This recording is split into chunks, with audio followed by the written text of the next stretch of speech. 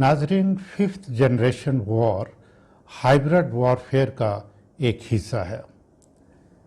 इससे पहले मैं 2 वीडियोस जो है वो हाइब्रिड वॉरफेयर पे बना के अपलोड कर चुका हूँ।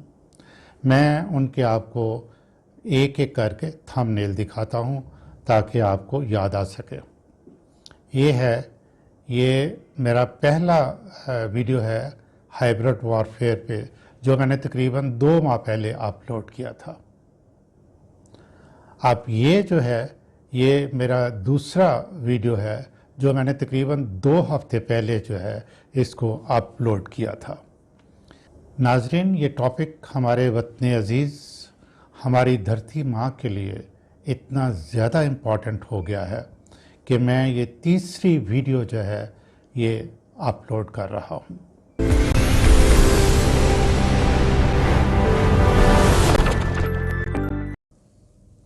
अस्सलाम वालेकुम, आप खालिद इकबाल यूट्यूब चैनल देख रहे हैं। नाजरीन, फिफ्थ जनरेशन वॉरफेयर पे ये मेरी चौथी वीडियो है और पिछले 1.5 साल से पाकिस्तान के ख़िलाफ़ दुश्मन को मैं तेज़ी से कामयाब होते हुए देख रहा हूँ और हमारा मुल्क माशी तौर पे तबाह तो हो ही चुका, अब लॉ एंड ऑर्डर की सिचुएशन भी बड़ी तेज़ी से इन्हतात पजीर है। मुल्क को तबाह करने के लिए नाअक्बत अंदेश सियासतदान इस वक्त फ्रंट फुट पे हैं।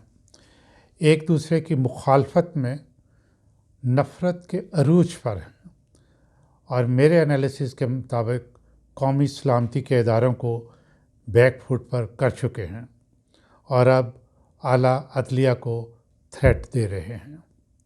नाज़रीन, मेरी ये वीडियो कुछ लंबी होगी और मैं आपको सजेस्ट करूँगा कि आप इसको आखिर तक देखें ताकि आपको पता चल सके कि हमारे मुल्क के इस वक्त क्या हालात हैं और हमारा मुल्क इस वक्त किस पोजीशन में है और हमारे सियासतदान और जो हमारे इदारे हैं वो क्या कर रहे हैं।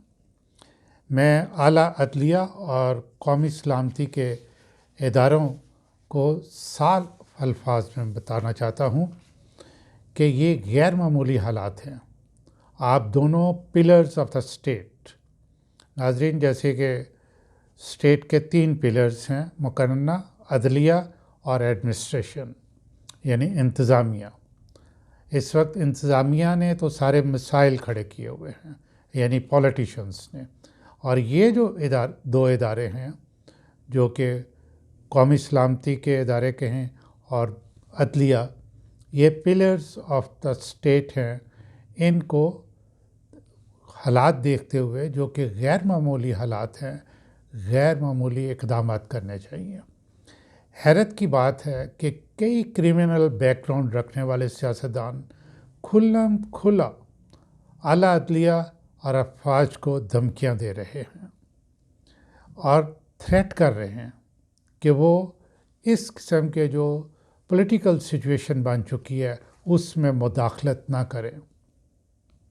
ये सियासतदानों का शोबा है, लेकिन नाजरीन, ये सारे सियासतदान ये भूल रहे हैं कि मुल्क अवाम का है। ये सिर्फ सियासतदानों का जो एक टोला है, ख्वाह वो किसी पार्टी से ताल्लुक़ रखते हों, मुल्क सिर्फ उनका नहीं है। इसलिए ये ज़रूरी है कि अदलिया और अफवाज पाकिस्तान यानी कौमी सलामती के इदारे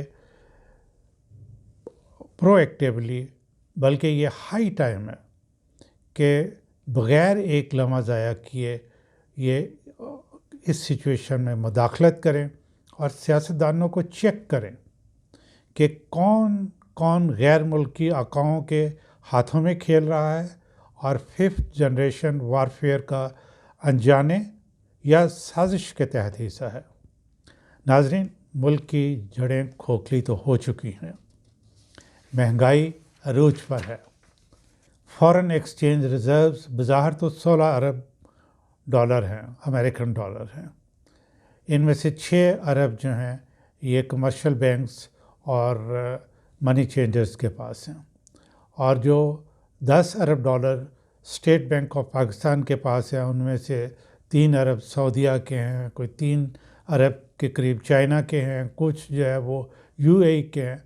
तो आप कह सकते हैं कि हमारे जो फॉरेन एक्सचेंज रिजर्व्स हैं वो सिर्फ 2 या 3 अरब डॉलर है। मार्च 2022 में यानी 2 माह पहले पाकिस्तान पर पता कितना कर्जा था?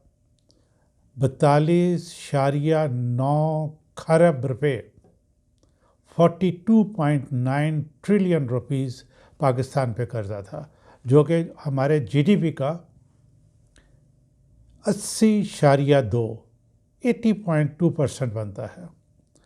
और जो रुपए की कदर कम होती है तो ये, क्योंकि हमने पेमेंट जो है वो डॉलर्स में करनी है, तो ये कर्ज़ा खुद ब खुद बढ़ता जाता है। इस तरह होते हैं मुल्क तबाह बर्बाद।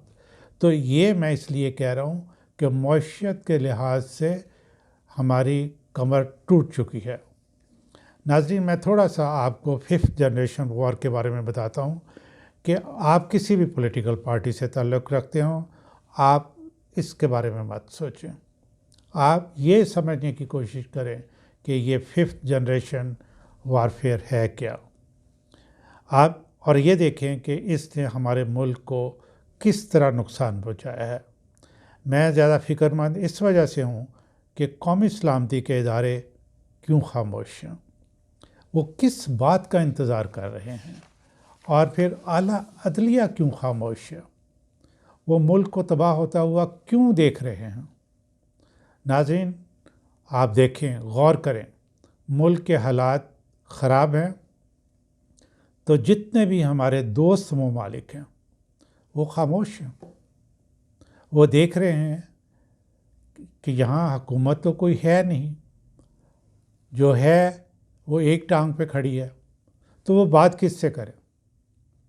नाज़रीन, मैं आसान अल्फाज में आपको बताता हूँ कि 5th जनरेशन वॉरफेयर क्या है और इसमें हमारे मुल्क को तबाह करने के लिए कौन कौन सी टेक्निक्स जो हैं वो इस्तेमाल की जा रही हैं।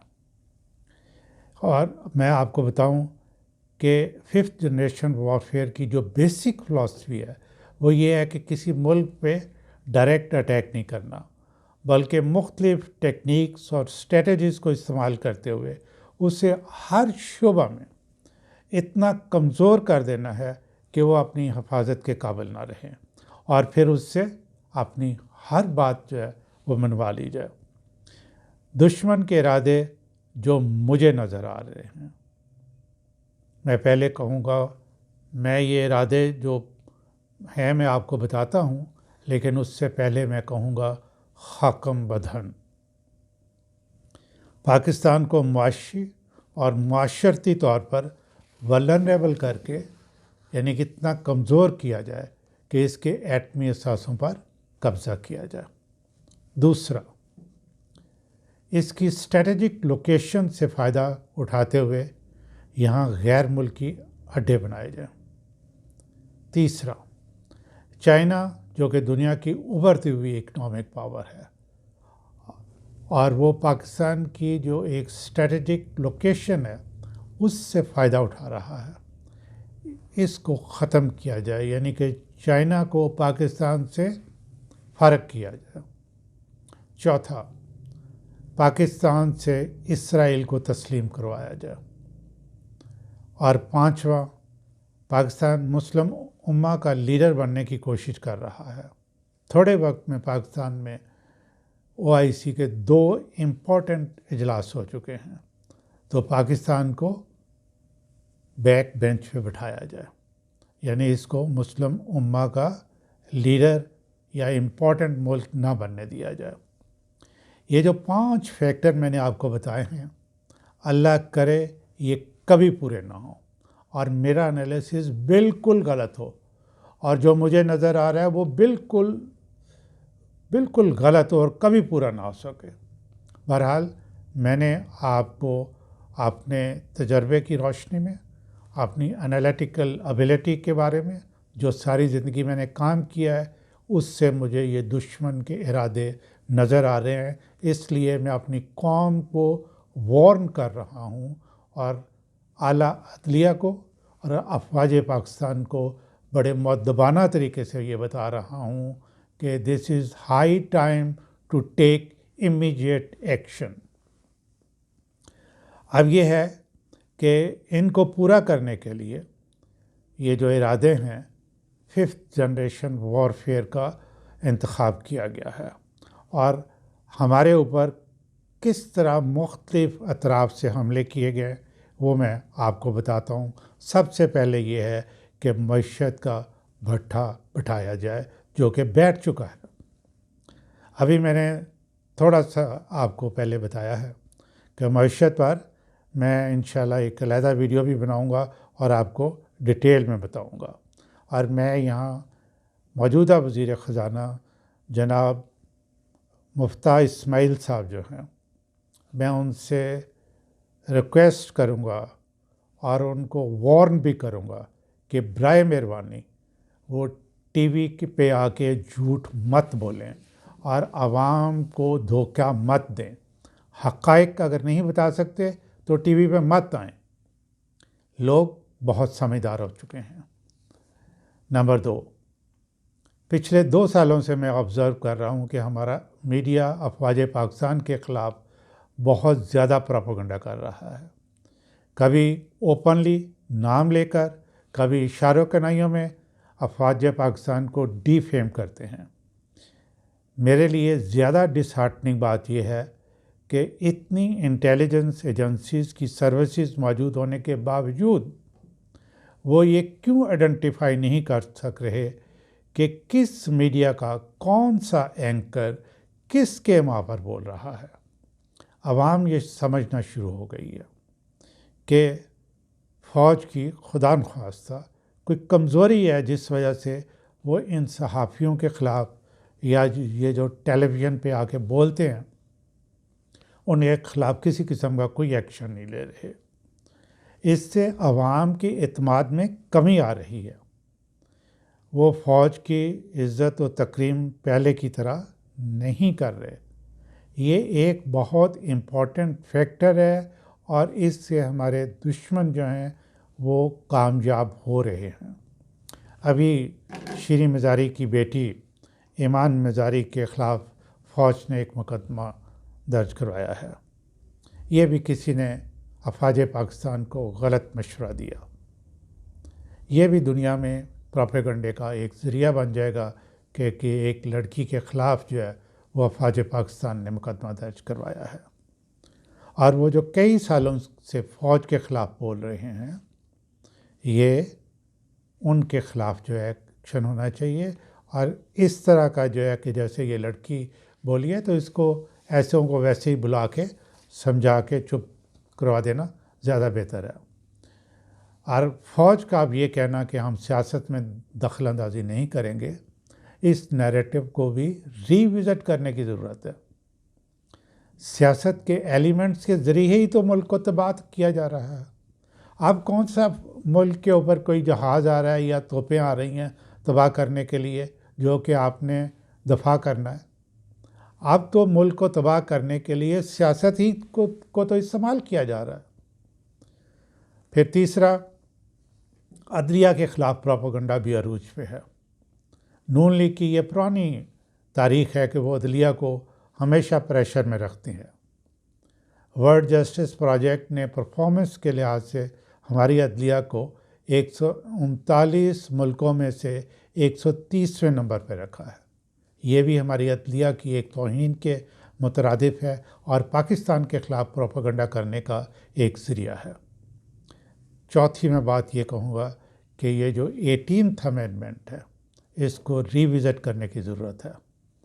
اس کے بہت سے اسپیکٹس پاکستان کے لیے انتہائی نقصان دہ کا باعث ہیں اور کرپشن کے پھیلاؤ کے ذمہ دار ہیں۔ پانچواں جو ہے، صوبائیت کا بڑھتا ہوا رجحان ملک کی سالیڈیرٹی کے لیے بہت خطرناک ہے۔ 1-2 روز پہلے میں نے وزیر داخلہ کا KPK کے وزیر اعلیٰ کے خلاف بیان اخبار میں دیکھا۔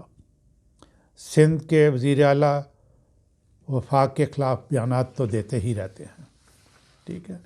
پھر چھٹا یہ ہے کہ اسکول کے سلیبس تک غیر ملکی طاقتیں جو ہیں دخل اندازی کر رہی ہیں تاکہ آئندہ آنے والی نسلیں اسلام سے دور رہیں اور جذبہ جہاد پنپ نہ سکے۔